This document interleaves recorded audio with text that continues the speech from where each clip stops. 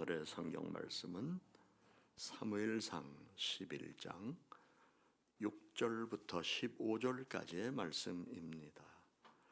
사무엘상 11장 6절부터 15절까지의 말씀, 우리 함께 말씀을 읽겠습니다. 사울이 이 말을 들을 때에 하나님의 영에게 크게 감동되매 그의 노가 크게 일어나 한 겨리의 소를 잡아 각을 뜨고 전령들의 손으로 그것을 이스라엘 모든 지역에 두루 보내어 이르되 누구든지 나와서 사울과 사무엘을 따르지 아니하면 그의 소들도 이와 같이 하리라 하였더니 여호와의 두려움이 백성에게 임하매 그들이 한 사람같이 나온지라. 사울이 베색에서 그들의 수를 세어보니 이스라엘 자손이 30만 명이요 유다 사람이 3만 명이더라. 무리가 와 있는 전령들에게 이르되 너희는 길르앗 야베스 사람들에게 이같이 이르기를 내일 해가 더울 때에 너희가 구원을 받으리라 하라. 전령들이 돌아가서 야베스 사람들에게 전하매 그들이 기뻐하니라. 야베스 사람들이 이에 이르되 우리가 내일 너희에게 나아가리니 너희 생각에 좋을 대로 우리에게 다 행하라 하니라. 이튿날 사울이 백성을 3대로 나누고 새벽에 적진 한가운데로 들어가서 날이 더울 때까지 암몬 사람들을 치매 남은 자가 다 흩어져서 둘도 함께한 자가 없었더라. 백성이 사무엘에게 이르되 사울이 어찌 우리를 다스리겠느냐 한 자가 누구나이까 그들을 끌어내서서 우리가 죽이겠나이다.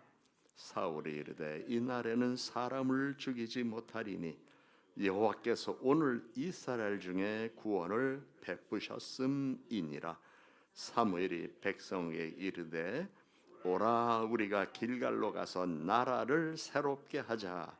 모든 백성이 길갈로 가서 거기서 여호와 앞에서 사울을 왕으로 삼고 길갈에서 여호와 앞에 화목제를 드리고 사울과 이스라엘 모든 사람이 거기서 크게 기뻐하니라. 아멘. 7절 말씀을 여러분들이 눈으로 보시고 또 현대인의 성경으로 제가 번역된 것을 다시 읽어드리겠습니다. 그래서 그는 소 2마리를 끌어다가 여러 토막으로 잘라 사자들에게 주면서 이것을 이스라엘 전 지역으로 들고 다니며 이렇게 외치라고 지시하였다. 누구든지 사울과 사무엘을 따라 나서지 않는 자는 그의 소들에게도 이렇게 하겠다. 그러자 백성들은 여호와를 두려워하여 하나같이 달려 나왔다. 이 본문의 말씀은 암몬 자손에게 위협을 받는 길르앗 야베스를 돕기 위해서 사울은 이스라엘 백성들을 급히 소집하려고 하는 모습이었습니다. 지금 우왕좌왕하고 있는 백성들을 규합하기 위해서 사울은 아주 충격적인 방법으로 강렬한 행동을 했습니다. 토막난 소고기를 들고 다니면서 누구든지 사울과 사무엘을 따라 나서지 않는 자는 백성들이 가지고 있는 소를 이렇게 죽이겠다라고 외치며 다녔습니다. 사울은 소 2마리를 잡아 각을 뜨고 그것을 이스라엘 전역에 보냅니다. 이러한 행위는 당시에 사사들이 사용하던 방식과 유사합니다. 백성들을 하나로 규합하기 위해서 강렬한 행동으로 보이던 이러한 전통적인 방법이었습니다.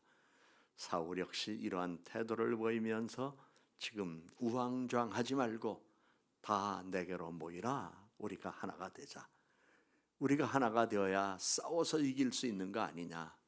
오합지졸처럼 겁먹고 두려워하고 일부만 전쟁에 나가고 그런다면 우리는 패할 수밖에 없다. 그러니 우리는 하나가 되어야 된다. 만일 하나가 안 된다면 우리는 패할 수밖에 없으니까 따르지 않는 사람들의 재산으로 가지고 있는 소들을 이렇게 다 토막내겠다라고 하는 강한 어조였습니다.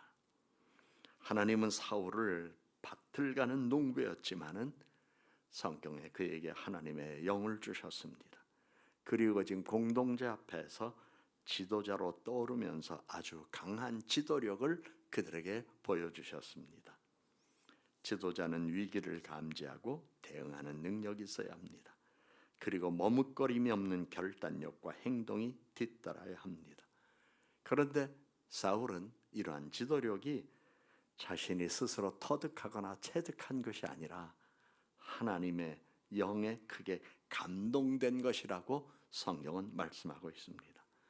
달리 변한다면 하나님으로부터 온 거룩한 열정에서 발산된 것이라는 뜻입니다. 그러면서 성경은 오늘 우리들에게 말합니다. 누구든지 하나님의 영이 임하면 사람이 달라진다. 우리 기독교 신자는 성령을 받아야 합니다. 그런데 성령을 감정적으로만 받으면 안 됩니다. 성령은 정말 충만히 받아야 되는데 하나님께서는 성령을 통해서 우리들에게 주는 7가지의 은총이 있습니다. 7가지의 선물, 그것을 성령 7은이라고 이렇게 말하는데, 성령 7은은 하나님의 뜻에 따라 살아가도록 돕는 특별한 선물인데, 이사야 11장 2절 3절에 그 말씀이 기록되어 있습니다. 그 위에 주님의 영이 머무르리니 지혜의 영과 슬기의 영, 경륜의 영, 용맹의 영, 지식의 영과 주님을 경외함의 영이시다. 그는 주님을 경외함으로 즐거움을 삼으리라는 말씀입니다. 이 말씀은 주님이 주시는 영적 능력으로 어려움을 견디며 신앙을 지킬 힘을 주는 용기, 세상과 인간 그리고 창조된 모든 것을 하나님의 뜻 안에서 이해하는 지식, 하나님을 사랑하고 공경하며 이웃을 사랑하는 경건, 하나님의 위대하심 앞에서 깊은 존경과 사랑을 갖는 경외심, 이것이 바로 성령 7은입니다. 우리는 주로 성령 충만하면서 성령의 열매만을 우리는 강조하는 사례들이 참 많습니다. 그런데 성령 충만함을 받고 성령의 열매도 맺어야 되지만 성령 7은의 은총을 덧입어야 합니다. 그래야 올바르게 살고 똑바르게 살고 지혜롭게 살고 현명하게 살고 능력 있게 살 수 있습니다. 많은 기독교 신자들이 삶의 자리를 헤어나지 못하고 권고하게 어렵게 살아가는 모습들을 참 많이 보았습니다. 그런데 그 자리를 헤어나지 못하는 이유 중에 하나가 성령 7은의 은총을 그들이 알지 못하기 때문입니다. 하나님은 우리에게 지혜를 주십니다. 통달하는 능력을 주십니다. 슬기로움과 용기와 지식과 경건과 경외심을 주십니다. 오늘 사울도 농부였습니다. 그러나 하나님의 영으로 그가 새 사람이 되며 성령 7은의 은사를 받고 능력 있는 리더가 되었습니다. 그래서 소각을 떠서 잡아서 이렇게 하여야 사람들이 뭉칠 수 있겠구나. 그리고 지금 우리들에게 필요한 건 용기구나. 하나님을 믿음은 기본이었습니다. 지금 이스라엘 백성 모두가 하나님 믿지 않는 사람 누가 있습니까? 다만 태도가 하나님을 믿는 모습이 아니었던 것이 문제였습니다. 그것을 알고 있는 사울은 하나로 규합합니다. 성령의 도우심으로. 여러분, 성령 7은의 축복이 여러분과 여러분 자녀들에게 있기를 주님의 이름으로 축복합니다. 8절의 말씀을 보면 엄청난 군대가 사울의 부름에 응답했습니다. 이는 이스라엘 내의 부족들이 하나님의 어미하심에 따라 사울의 왕적 권위를 인정하기 시작했음을 보여주는 실질적인 통계입니다. 이렇게 엄청난 많은 사람이 모였으니 자기들도 놀랐을 것 같습니다. 그리고 지도자들은 힘을 얻었을 것 같습니다. 위기 앞에서 하나가 되는 게 중요하지요. 가정도 그렇습니다. 교회도 그렇습니다. 사회도 그렇습니다. 국가도 그렇습니다. 위기라고 생각할 때 하나로 똘똘 뭉치는 힘, 이것은 성령으로만 이루어지는 일입니다. 성령 충만함은 개인적으로 받는 것이고, 성령으로 하나가 되어 힘을 합치는 건 성령의 능력으로 이루어지는 일입니다. 이러한 역사가 지금 펼쳐지기 시작합니다. 9절에 있는 말씀을 보겠습니다. 역시 여러분 눈으로 보시고 저는 현대인의 성경으로 읽어드립니다. 그런 다음 사울은 사자들을 길르앗의 야베스로 돌려보내며 내일 정오까지 우리가 당신들을 구출하겠소 하였다. 사자들이 돌아가서 이 소식을 전하자 야베스 사람들이 기뻐하였다. 내일 정오가 되면 모든 것이 끝난다는 겁니다.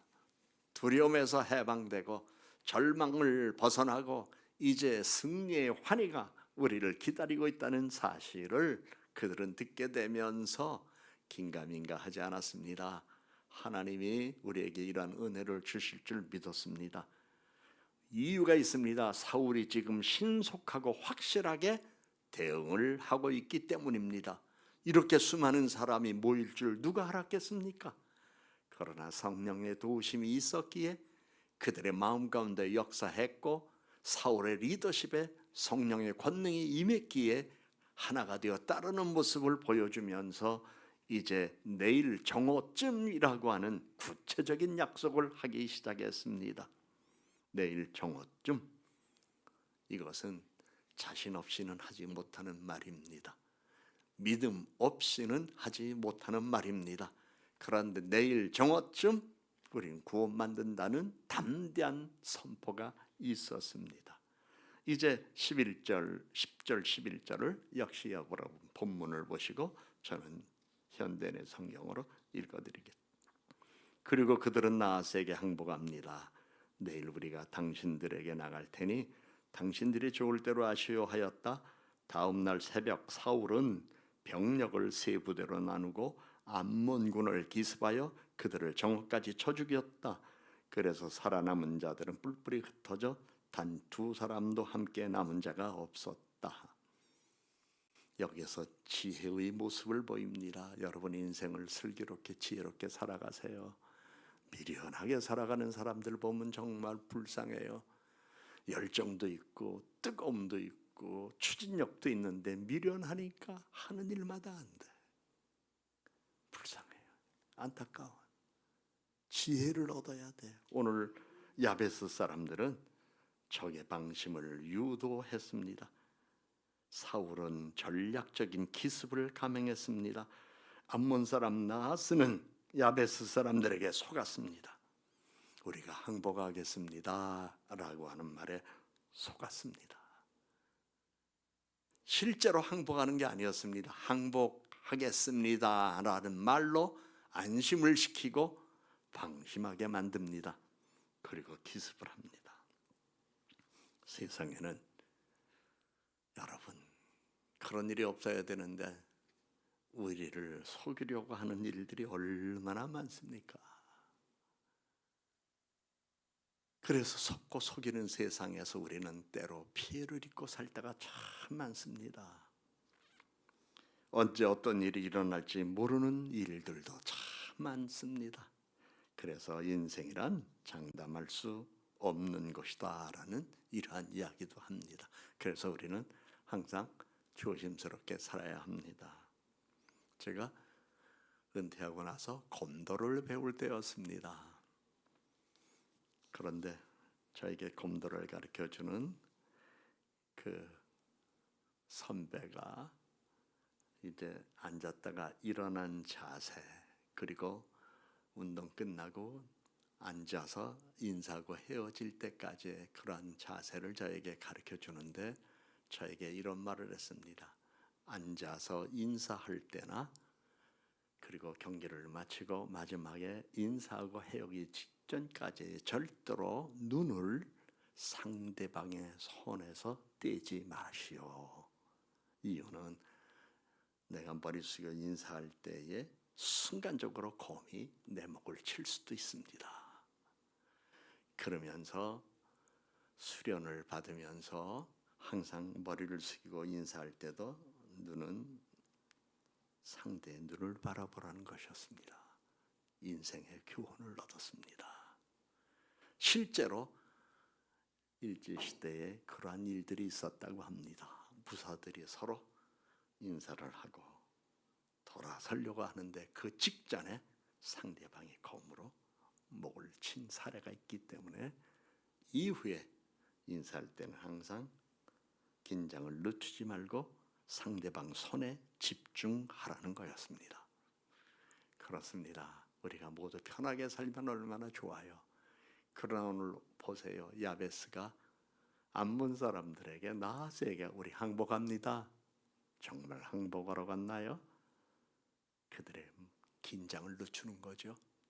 그들을 방심하게 만드는 거죠. 그리고 그날 밤에 부대를 셋으로 나눠서 사방에서 기습하는 이 작전을 통해서 그들은 승리의 기쁨을 경험합니다. 결국 하나님의 영으로 지혜와 힘을 얻은 사울은 완전한 승리를 거둡니다. 하나님께서 사울을 지도자로 세우는 이러한 놀라운 과정이었습니다. 요단 동편과 서편을 통합한 이스라엘을 왕으로 세우려 하신 하나님. 여기서 성경은 우리에게 또 교훈하고 있습니다. 인생의 과정마다 때로는 고비가 있을 때에 낙심하지 말고 하나님이 하실 일을 기대하라. 늘 하나님을 경외하며 따뜻한 마음과 긍정적인 생각과 그리고 좋은 행동을 함께하며 정말로 우리가 세상을 이기는 멋진 사람이 될 수 있도록 우리 하나님이 성령으로 우리를 도와주시겠다고 약속하시는 말씀을 오늘 본문에서 우리들에게 조명해 주십니다. 이제 12절부터 13절의 말씀을 여러분 눈으로 보시면 되겠습니다. 그 말씀의 내용은 이렇습니다. 사울은 전쟁에서 승리했습니다. 그런데 내 힘으로, 내 능력으로, 내 지혜로 이겼다가 아니라 여호와께서 오늘 이스라엘 중에 구원을 베푸셨음이니라. 쉬운 말로 하면 하나님이 다 하셨습니다. 하나님의 은혜입니다. 진정한 겸손입니다. 돈을 벌어도 하나님의 은혜입니다. 아팠던 몸이 나아도 하나님의 은혜입니다. 잠자고 일어나도 숨을 쉬면서 오늘도 하나님의 은혜입니다. 아이들이 학교 갔다 돌아왔을 때도 하나님의 은혜입니다. 취업을 했을 때도 하나님의 은혜입니다. 우리는 숨 쉬는 것도 하나님의 은혜이죠. 걷는 것도 하나님의 은혜이죠. 모든 것이 하나님의 은혜. 세상 살아가면서 자신의 지식 자랑하지 말아야 하고 자신의 지혜 자랑하지 말아야 하고 자신의 힘과 능력 자랑하지 말아야 합니다. 심지어 건강도 자랑하지 말아야 합니다. 이유가 있습니다. 이 모든 것 하나님이 주시지 아니하시면 결코 우리는 누릴 수가 없고 얻을 수가 없습니다. 그런데 승리한 이후에 사울의 지지자들이 반대파를 제거하려고 합니다. 사실 사람이 하나가 되어 뭉쳤지만 그 안에 또 생각이 다른 사람들이 있죠. 그 다른 생각을 가진 사람들이 적극적인 협력을 보이면 좋겠지만 대부분 미온적인 태도를 보이면서 하는 척하는 일들이 참 많습니다. 그리고 나중에 승리한 이후에는 마치 자기들이 한 것처럼 앞장서서 나서는 사람들도 가끔 있습니다. 그러한 상황에서 사울의 지지자들이 얘기합니다. 저 반대파들은 한 거 아무것도 없습니다. 따라만 다녔습니다. 그런데 사울은 아니다. 지금 우리에겐 평화가 필요하고 우리는 지금 통합하여야 한다. 그러면서 사울은 자기 지지자들의 말에 휩싸이지도 않고 하나님의 인도를 받으며 처신하면서 오히려 자기를 무시했던 비판 세력에 대하여 자기 지지자들은 숙청을 요구하지만 사울은 이를 거절했습니다. 본문에서 사울이 자기 정력을 용서하고 통합하는 포용적인 지도자의 모습, 이것이 우리는 관용이라고 말들은 하지만 관용보다도 훨씬 넓은 모습을 보이는 겁니다. 마음이 바다같이 넓다. 모든 걸 다 품어줄 수 있는 여유가 지도자들에게 있어야 됩니다. 어쩌면 부모의 마음이에요. 부모는 자식들을 품어주는 겁니다. 부족함도 있고 모자람도 있고 실수도 있고 잘못도 있고 공과를 따지면 오히려 과오가 더 많을 수도 있지만 세상은 다 과오를 나누면서 공만을 인정하려고 하고 과는 거기에 따른 체벌을 하려고 하는 것, 이것이 세상입니다. 그러나 부모는 안 그렇습니다. 모자랄수록 더 사랑하고 부족할수록 더 사랑하고 우둔할수록 더 사랑하고 실수할수록 더 사랑하고 잘못할수록 더 품어주는 것, 이것이 부모의 마음입니다. 하나님 아버지가 그러한 마음을 가져서 우리를 품어주셨잖아요. 우리 중에 잘못 없는 사람 누가 있어요? 우리 중에 나 잘났어 하고 큰 소리 칠 수 있는 사람 누가 있어요? 우리는 아무도 없어요. 그래서 항상 하나님이 나를 품어주신 사랑 생각하며 그 사랑을 마음에 담고 부모로서 우리 자녀들, 그리고 조금 더 발전한다면 형제들, 그리고 조금 나간다면 친구들, 그렇게 품어줄 수 있는 넉넉함이 여러분 가슴 안에 성령으로 가득 채워지기를 주님의 이름으로 축원합니다. 오늘 우리 사회가 어지러운 이유 가운데 한 가지는 정치인들이 여당과 야당, 지지파와 반대파의 주도권 다툼 문제 아닙니까? 이 세상 어디 가든 주도권 다툼이 있어요. 심지어 교회 안에 주방에서도 주도권 다툼이 있어요. 교회 안에 당회에서도 주도권 다툼이 있어요. 남녀 전도회에서도 주도권 다툼이 있어요. 그것은 초기 기독교 시대에도 그랬어요. 둘 이상 모이면 서로 하나가 되면 좋은데 거기에 셋 되면 둘 하나로 갈라지는 것, 마음이 나누는 것, 이게 세상이에요. 그래서 하나로 뭉친 것 같으면서도 물과 기름처럼 떠도는 것이 이게 세상이에요. 이런 세상을 우리는 지금 살아가고 있습니다. 그런데 하나님 우리들에게 성령을 주셨어요. 하나로.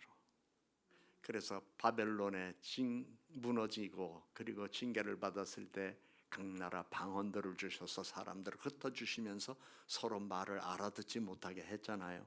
하나님께서 내리신 벌이었어요.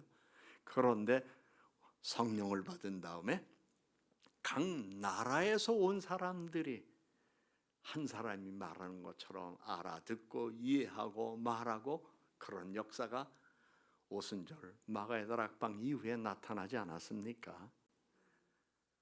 성령을 받은 증거입니다. 성령은 하나가 되게 하고 하나가 되게 한 걸 힘써 지키게 하는 것, 그것이 성령을 받은 사람들이 하는 일이에요. 여러분 가정, 일가, 친지들에게도 이와 같은 하나님께서 주신 성령의 능력이 충만하게 나타나기를 주님의 이름으로 축복합니다. 우리나라도 지도자들이 이러한 포용력이 있으면 왜 전임들은 꼭 깜빵을 가야 되고 현직이 되면 또 깜빵 갈 게 두려워서 또 어떻게든 정권을 잡으려고 하고 그러다 정권 잃어버리면 또 깜빵 보내고, 이게 한국의 역사 아닙니까? 성령 받아야 돼요. 모두가 성령 받아야 돼요. 그래서 사울의 포용력을 받아야 돼요. 본문에서는 지금 이러한 모습으로 사울이 등장합니다. 그런데 세월이 지난 다음에 사울도 타락해요. 현재 본문에서는 아름다운 모습을 보여줍니다. 이 같은 모습이 영원토록 지속되면 얼마나 좋은 일이겠습니까? 그래서 항상 우리는 성령 충만하게 살아가야 할 것입니다. 이제 14절 15절의 말씀입니다. 사무엘이 백성에게 이르되 오라 우리가 길갈로 가서 나라를 새롭게 하자. 모든 백성이 길갈로 가서 여호와 앞에서 사울을 왕으로 삼고 거기서 여호와 앞에 화목제를 드리고 사울과 이스라엘 모든 사람이 거기서 크게 기뻐하니라 했습니다. 승리의 완성은 예배였습니다. 이스라엘은 길갈에서 사울을 왕으로 추대하며 공식적으로 사울을 왕으로 인정합니다. 이 기쁨은 승리에 대한 기쁨을 넘어 하나님의 베푸신 구원에 대한 감사였습니다. 그러면서 하나님은 야베스 사람들과 이스라엘 백성들에게 보여주는 겁니다. 너희들이 왕을 요구했잖아. 그래서 내가 너희들에게 왕을 세우도록 허락해 줬어. 동시에 하나님은 말씀합니다. 그 왕이 어떤 사람이냐? 하나님의 영을 받아서 통치력을 행한 사람이 아니냐? 그러므로 결국 그 왕은 너희들이 요구했지만 내가 보내준 사람이라는 사실을 잊지 말아라. 그러면서 너희들이 이방 나라처럼 왕을 요구했지만 너희는 지금 나의 백성이라고 하는 큰 범위 안에서 이들을 하나님께서 수용하시는 겁니다. 세상 살보면 우리도 하나님께 때로는 하나님 마음에 거스릴 생각으로 기도할 때도 있습니다. 그런데 때로는 하나님의 그 기도를 들어주셨어요. 그때 우리는 깨달아야 됩니다. 하나님이 지금 나의 심정과 나의 상황을 이해하셨구나. 그리고 나를 도와주시고 계시는구나 라고 하면서 믿음이 더욱더 굳건해져서 살아 숨쉬는 동안 하나님을 예배하는 일에 힘쓰는 우리 모두가 되어야 할 것입니다. 하나님께 영광을 돌리는 예배, 날마다 구원하시는 하나님의 은혜가 오늘도 여러분의 삶께 하시기를 주님의 이름으로 축복합니다.